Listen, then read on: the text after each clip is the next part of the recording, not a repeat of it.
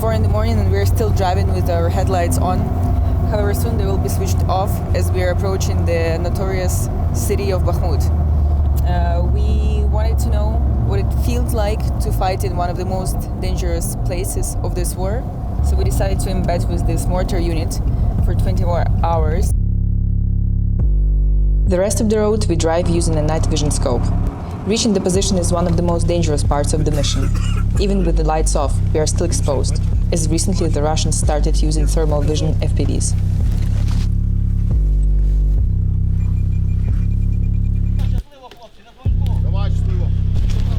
So it's 5 a.m. and we finally arrived at the position, and the drive was quite nerve-wracking, to be honest. We saw multiple flashes in the sky and different shells coming from different directions, burning houses. One is actually burning just behind my back.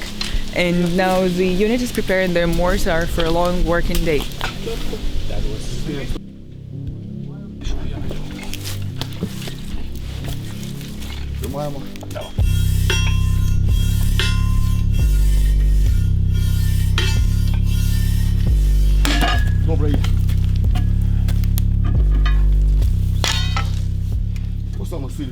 These are shells produced locally by Ukroboronprom, I think.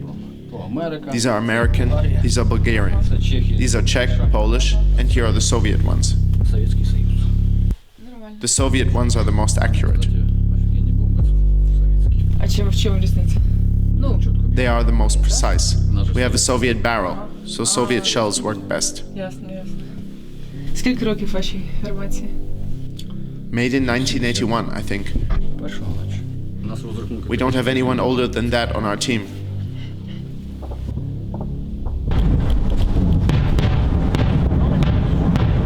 The preparation is over, and we move to one of the last intact cellars left in this village. The soldiers made it as cozy as possible, given the conditions. Here they spend most of their time, leaving only to fire the mortar.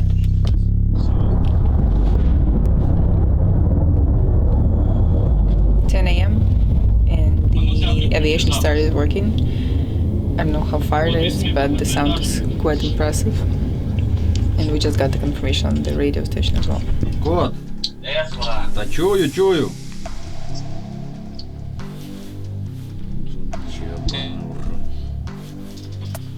Да, кот, чую. Да, пускай. Пускай. Пострел!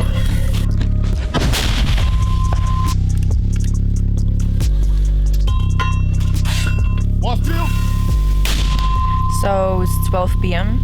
and it's been 8 hours since we're here, and there is a lot of waiting, it's true. However, just being here under the constant incomes and outcomes and aviation and everything is quite exhausting.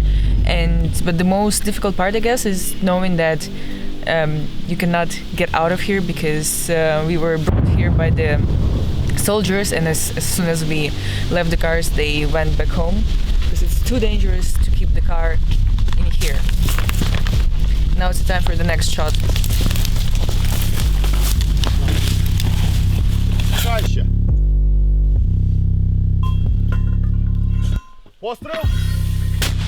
The team consists of 4 people, each from a different corner of Ukraine: west, center, north, and east. Vlad is the youngest. He just turned 20. When full-scale war broke out, he started out as a volunteer. I couldn't sit at home, living a civilian life. I wanted to be useful on the front line. That's why I'm here. Що для тебе на даний момент найскладніше в твоїй справі? Remaining patient. It's incredibly hard to hear about all the fallen brothers and all the casualties over the radio. But in general, it's being patient.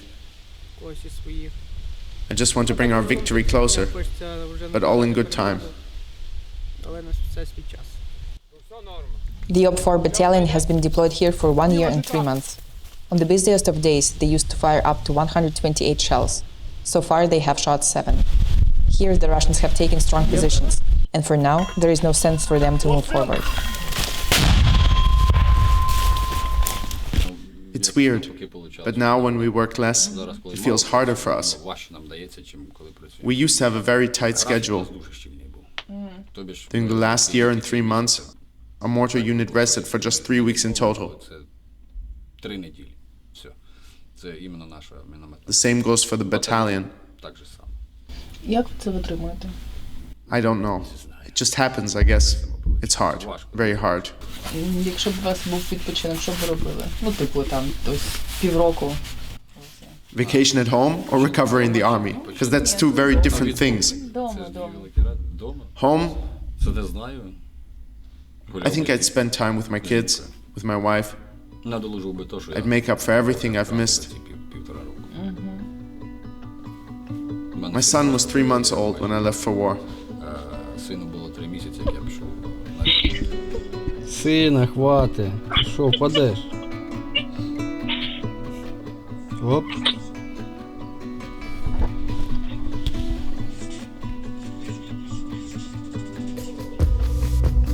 Останови його, він зараз впаде, Аліна.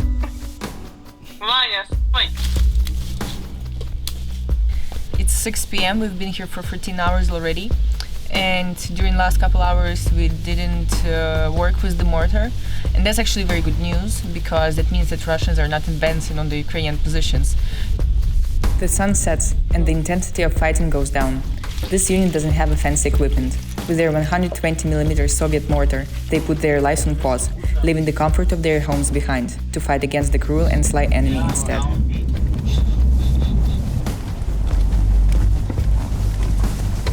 It's 4 a.m. next day already, and we are on the way home.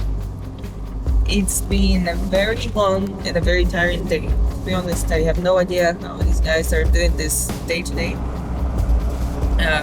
Especially we were not the ones who were carrying shells and loading, unloading ammo and stuff like that. So yeah, it's very hard work these guys are doing. And yeah, that's for